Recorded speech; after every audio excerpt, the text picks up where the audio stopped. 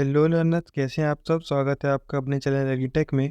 तो जैसे कि आप जानते हैं, वर्कशॉप का आज लेक्चर 4 है। चलिए देखते हैं लेक्चर में क्या है। Defects in would. आज बेसिकली एक डेडिकेटेड वीडियो है डिफेक्ट्स ऑफ वुड या डिफेक्ट्स इन वुड, क्योंकि ये बहुत ज़्यादा इंपॉर्टेंट टॉपिक है, तो मैंने सोचा सेपरेट वीडियो ज़रूरी है। चलिए देखते हैं डिफेक्ट इन वुड। आज तरीके के डिफेक्ट बताएंगे। देखते हैं, पहला नेचुरल डिफेक्ट्स में आते हैं ये सब, क्योंकि वुड ऑब्वियसली नेचुरल रिसोर्स है। तो natural defects, knots, it is so the centre of irregular growth part of the tree. मतलब कि एक ट्री के सेंटर में जो इरेगुलर पार्ट निकल आता है उसको हम नॉट्स बोलते हैं। The fibre cell of the tree are wrapping it and the internal structure is disturbed in presence of knots. Processing a timber is not so easy and due to timber also becomes weaken in section. मतलब कि जो fibre cell होता है tree का अंदर का, वो wrap up होने लगता है। मतलब कि जो सॉरी जो फाइबर सेल होता है अंदर का, वो रैपिंग होने लगता है, और जो उसके इंटरनल स्ट्रक्चर्स होते हैं वो भी डिस्टर्ब हो जाते हैं नॉट्स के प्रेजेंस के द्वारा। मतलब कि नॉट्स जब बनती हैं तो उसके जो फाइबर सेल्स होते हैं वो रैप अप होने लगते हैं, मतलब एक तरह की गिठान बनने लगती है, और जो उसका इंटरनल स्ट्रक्चर होता है वो भी डिस्टर्ब हो जाता है। और जो प्रोसेस ऑफ टिम्बर होती है वो इजी नहीं हो पाती है, क्योंकि हमने देखा है कि टिम्बर में हमें बहुत ज़्यादा अच्छी लकड़ियाँ होनी चाहिए, और इसी कारण जो टिम्बर होता है वो वीक हो जाता है। सेकंड देखते हैं, नेचुरल डिफेक्ट्स में जो आता है वो है shakes. Shakes are produced by internal and external disease of the tree. मतलब कि जो शेक्स होती है वो इंटरनल डिजीज से भी हो सकती है और एक्सटर्नल डिजीज से भी हो सकती है ट्री में। When there is delay in cutting of tree, even extra completely matured, at that time, bending materials between the grays of the tree evaporates. मतलब कि जो जब बहुत ज़्यादा डिले हो जाए ट्री को काटने के लिए, जल्दी काट जाए या समय से पहले अगर काट दिया जाए, मतलब कि जो उसका सही टाइम होता है उसमें ना काटा जाए, तो जो मटेरियल्स की बिटवीन, मतलब मटेरियल के अंतराल में जो उनके ग्रेन्स होते हैं वो एवापरेट्स होने लगते हैं। Sometimes the growth of the tree cells from one another parts remain dead. Shakes appear at such places. There is many types of shakes. मतलब कि जो कई बार क्या होता है कि जो ग्रोथ होती है वो ट्रीज़ की, और ट्रीज़ के अंदर जो सेल्स होते हैं उनकी वो अनदर पार्ट लेने लगती हैं। मतलब कि वो सेपरेट हो जाती हैं कई जगहों से, जिससे हम रिमेन जो छोड़ जाती है वो होती है शेक्स। जो शेक्स दिखने लगते हैं वो प्लेसेस में आ जाती है बहुत ज़्यादा। तो बहुत ज़्यादा शेक्स होते हैं और टाइप्स के शेक्स होते हैं। इसमें कुछ दिए गए फ़ोटो के द्वारा एंड कुछ रिटर्न में।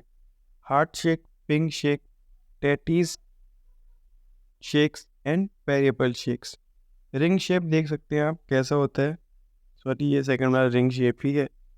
Ring shape, and the second was heart shape, and third was star shape. Next हम देखते हैं ट्विस्टेड ग्रेन्स। आपने ये फोटो से एग्जांपल लगा ही लिया होगा ट्विस्टेड ग्रेन्स क्या होते हैं।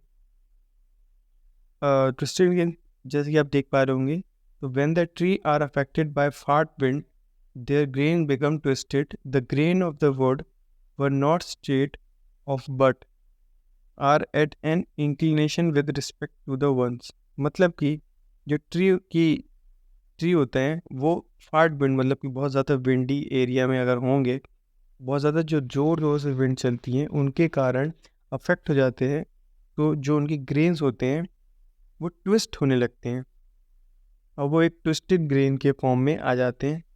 तो जो वुड होती है वो स्ट्रेट नहीं हो पाती है, ट्विस्ट होने लगती है डिफरेंट जगहों से, जैसा कि आप वीडियो फोटो में देख पा रहे होंगे। बट वो एक इंक्लिनेशन होते हैं, मतलब कि इंक्लाइन होने लगते हैं कहीं कहीं से भी, तभी तो ट्विस्ट होंगे। With respect to the ones, मतलब कि एक दूसरे के रिस्पेक्ट में वो इंक्लाइन होने लगते हैं एंड ट्विस्ट हो जाते हैं।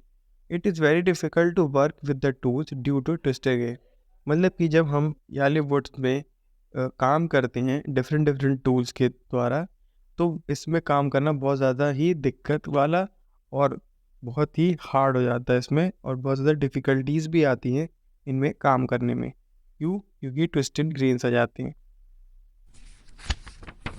अगला है रिंग गॉल, मतलब कि आप देख सकते हैं जब हम ऐसे लॉक्स काटते हैं तो उनमें कई बार एक अलग सा ही क्रैक आ जाता है जिससे लगता है कि दो सेपरेट पार्ट में लॉग्स हैं। It is an uneven broken part of the tree, मतलब कि वो एक अनइवन ब्रोकन पार्ट है, मतलब जो अलग से ही टूट गया है, ना ही उसको किसी ने काटा है ना ही कोई चाहता है काटना, वो नेचुरली टूटा होगा। It generally appears when branches are cut और irregularly broken from the broken portion, मतलब कि वो जनरली देखा जाता है कि जब ब्रांचेस कटती हैं तो इरेगुलरिटी जो ब्रांचेस कट जाती हैं वो सेम ऐसे दिखती है रिंग कॉल की तरह। कहाँ से? Broken portions. There is a growth of new sap, मतलब कि एक नए सैप का ग्रोथ हो जाता है जिसके कारण ये पोजीशन आ जाती है इसकी। Wood that do not unite with parent wood as such it create a cavity between where decay takes place, मतलब कि जो वुड अपने पेरेंट वुड के साथ यूनाइट नहीं कर पाती, मतलब मिल नहीं पाती है, तो वैसी वुड एक कैविटी क्रिएट करती है उनके बीच जहाँ डीके प्लेस किया जाना चाहिए। मतलब कि अगर वो अच्छे से पेरेंट वुड के साथ यूनाइट नहीं कर पाएंगे तो such as ring call defect create होगा। आखिरी वाला क्या है? Surface hardening. As the outer part of the tree dries faster than the inner portion, stresses are developed on the outer surface of the wood, मतलब कि अगर किसी भी वुड का जो इनर पोर्शन होगा वो आउटर पोर्शन के मुकाबले जल्दी अगर सूख जाए तो वो this eases hardening to the outer surface, machining can not be done early, मतलब कि जो सरफेस हार्डनिंग होती है वो किस वजह से होती है कि अगर जो आउटर पार्ट होता है वो इनर पार्ट के मुकाबले जल्दी अगर सूख जाए तो एक स्ट्रेस डेवलप हो जाती है आउटर सरफेस पे, और इस पे मशीनिंग प्रोसेस भी इजीली अवेलेबल नहीं हो पाती है और ना ही इस पे काम करना आसान हो पाता है। जैसे कि आप वीडियो में देख पा रहे होंगे, जैसे ही स्ट्रेस डेवलप हुआ है वो अलग ही शेप उसने ले लिया है और बेंडिंग टाइप का दिख रहा है। तो आज के लिए बस इतना ही। Thanks for watching learners. अगर आपको मैथ डिफेक्ट्स इन वर्ड में कोई भी दिक्कत आ रही हो तो कमेंट सेक्शन में कमेंट कर सकते हैं। अगर प्रीवियस कोई वीडियोज़ में अगर आपको दिक्कत आ रही है तो आप वहाँ पे भी कमेंट कर सकते हैं। एंड अगर आपको वीडियो पसंद आ रही है तो लाइक और सब्सक्राइब किए बिना कहीं मत जाइएगा। बने रहिए इस चैनल के साथ, इस प्लेलिस्ट के साथ। एंड तब मैं आपसे मिलता हूँ नेक्स्ट वीडियो में। तब तक के लिए गुड लक।